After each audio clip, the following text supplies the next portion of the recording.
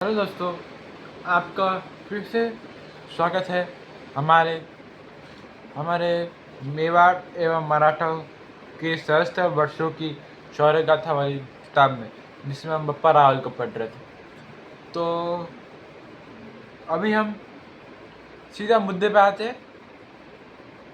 उसके अंदर अपन थोड़ा सा बता देते हैं कि बप्पा रावल है मेवाड़ का शासक। ठीक है, मेवाड़ का शासक था। फिर उसके बाद उसको वो हरित ऋषि के पास जाकर उसने अपनी विद्या सारी सब कुछ ग्रहण किया। फिर उसने 24 युद्ध लड़े, एक भी नहीं हारा। और हरित ऋषि ने उसको 12 वरदान दिए थे। 12 वरदान कौन कौन से थे? देखो, पहला, तेरे पाँव तले 4 युग तक का राज्य रहेगा। दूसरा, जहाँ जहाँ तेरे पाँव पड़ेंगे वहाँ वहाँ तेरा राज्य रहेगा। तीसरा, तेरी सतयुगी की लंबाई 21 हाथ होगी। चौथा, तुझ पर सहस्त्र से घाव नहीं होगा। पांचवा, तुझमें 30 मन की तलवार उठाने की क्षमता होगी।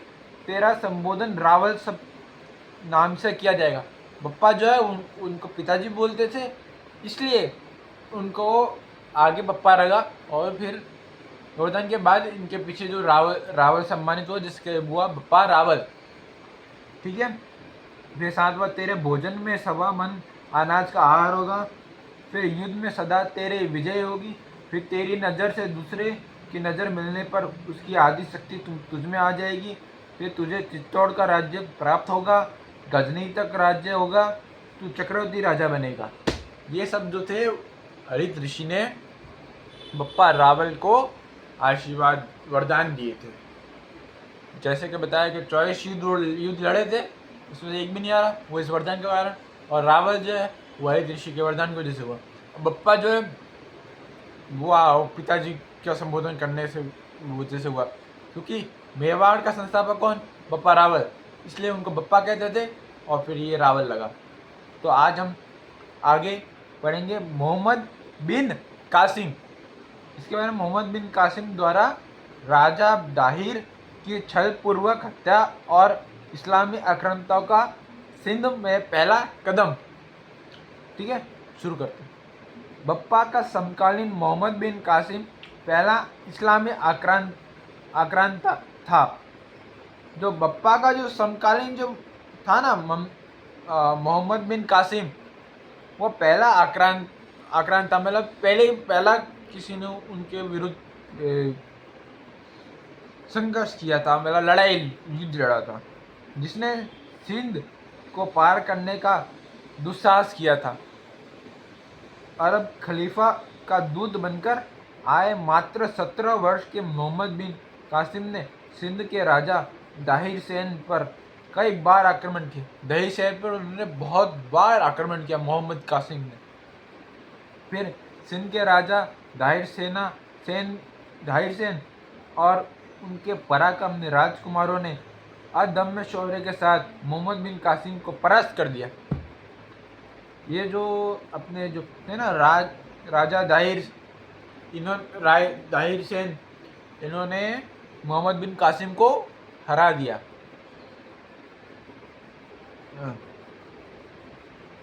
किंतु जैसा इतिहास में होता आया है, अपने ही लोगों में के विश्वासघात और लालच ने हमें अलग अलग कालखंडों में पीछे हटने पर मजबूर किया।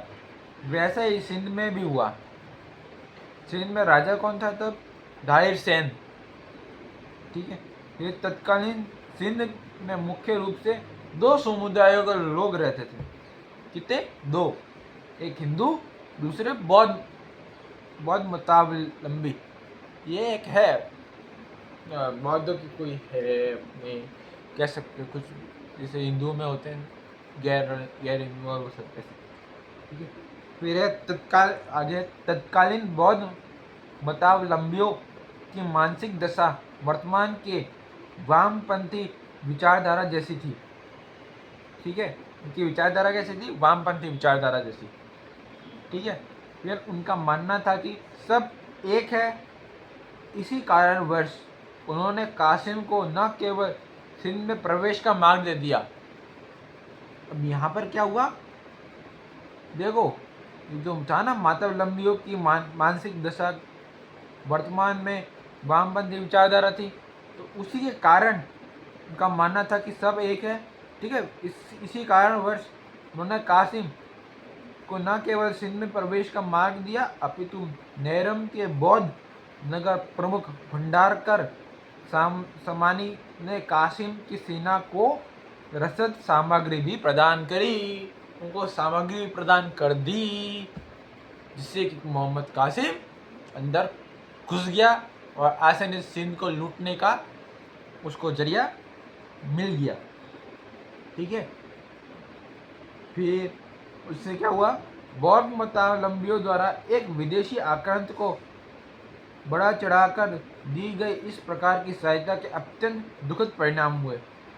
कासिम ने न केवल हेबल नाम के बंदरगाह पर अधिकार कर लिया, उसने एक हेबल नाम का सिंध में बंदरगाह था, उसने उसके साथ खाली वो नहीं जीता और भी बहुत कुछ जीता, जैसे कि बल्कि वहीं से अपनी घिनौनी मानसिकता का परिचय देते हुए हिंदू आस्था के साथ खिलवाड़ कर लिया, और वहीं से क्या उसने हिंदू राज्य को तहस नहस, हिंदू लोगों को मारना काटना पीटना सब शुरू कर दिया। मतलब इतना घोर अत्याचारी हो गया हिंदुओं पे। ठीक है, तो अभी हम आगे बढ़ते हैं। फिर बल्कि वही से कासिम द्वारा मंदिर जैसे पवित्र स्थान पर अनैतिक कार्य किए जाने लगे। अनैतिक कार्य में शराब वराब बीड़ी वगैरह सब लोग वो वहीं पे मंदिरों की जगह ये कर रहा है वो कर रहा है, किसी को कोई आता पता नहीं है, उल्टा फुल्टा सब काम कर रहे हैं, चोरी चकारी जैसा और भी कुछ नहीं। फिर आगे जब हिंदुओं तक ये बात पहुंची तो लोगों में कासिम के खिलाफ रोष उत्पन्न हुआ। मतलब एक गुस्सा उनके अंदर आया, ये हमारे मंदिरों के उधर है, ऐसा कैसे कर सकता है, बोले कि कैसे हो। फिर कासिम ने पूर्व में हमला कर दिया, कासिम ने मेवाड़ के पूर्व में हमला कर दिया। ठीक है, फिर अरोर के पास राजा दाहिर की सेना थी। राजा दाहिर कौन, वही सिंध के राजा।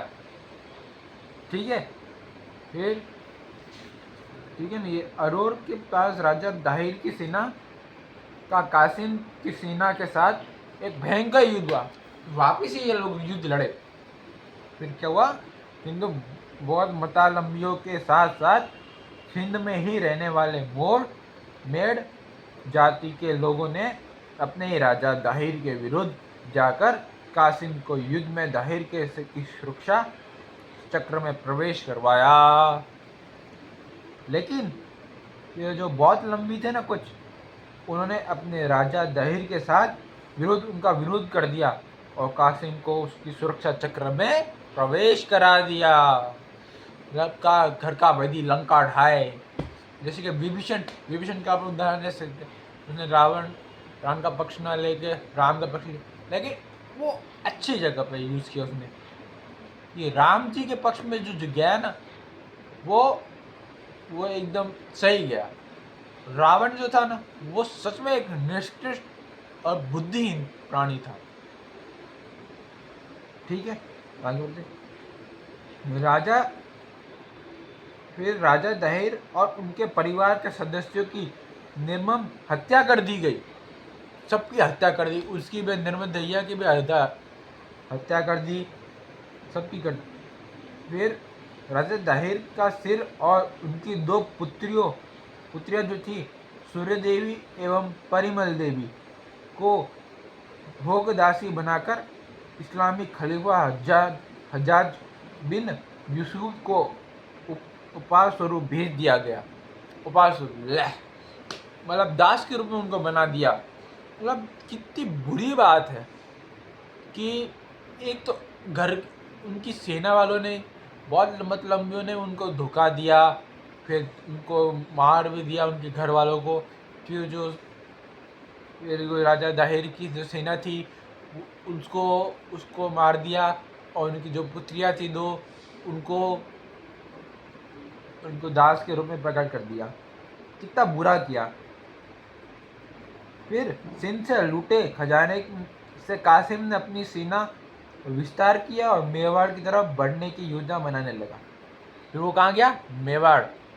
फिर क्या हुआ? कल्पना कीजिए, आखिर यह किस प्रकार की धार्मिक शिक्षा रही होगी कि मात्र 17 वर्ष के कासिम ने सिंध के राजा एवं उसके परिवार की छल पूर्वक न केवल निर्मम हत्या की, बल्कि उसकी पुत्रियों को इस्लामिक खलीफा की हवस का शिकार बनने के लिए भेज दिया।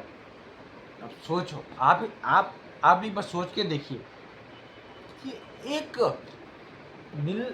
एक 17 वर्ष का व्यक्ति, हमारी उम्र जितना, कि उसने सिंध पर आक्रमण किया और सिंध को जीत भी लिया इतनी छोटी उम्र में, और राजा दाहिर को हरा भी दिया। राजा दाहिर को हराने के बाद उसके आस पास उनके जो करीबी रहने वाले लोग थे, जो रिश्तेदार थे, उन सबको ख़त्म कर दिया। और उनकी जो पुत्रियाँ थी उनको दासी बना दिया। मतलब कितना नीच था वो, लेकिन वो कितना, मतलब छोटी उम्र में भी उसने राज्य का विस्तार कर दिया था। तो आज का हम छोटा छोटा ही बनाएंगे। अगली बार जो हम पढ़ेंगे वो पढ़ेंगे अपन राजा दाहिर की पुत्रियों का प्रतिशोध और मोहम्मद बिन कासिम की मृत्यु। इसमें क्या होगा? राजा दाहिर की जो पुत्रियां है ना, वो प्रतिशोध ले करेगी, यानी रिवेंज लेगी, और मोहम्मद बिन कासिम की इसमें मृत्यु होगी। ठीक है, इसमें उसकी मृत्यु हो जाएगी। तो आज के लिए अब इतना ही। धन्यवाद। ठीक है, लाइक कीजिए, शेयर कीजिए, सब्सक्राइब कीजिए। तब तक के लिए जय हिंद, जय भारत।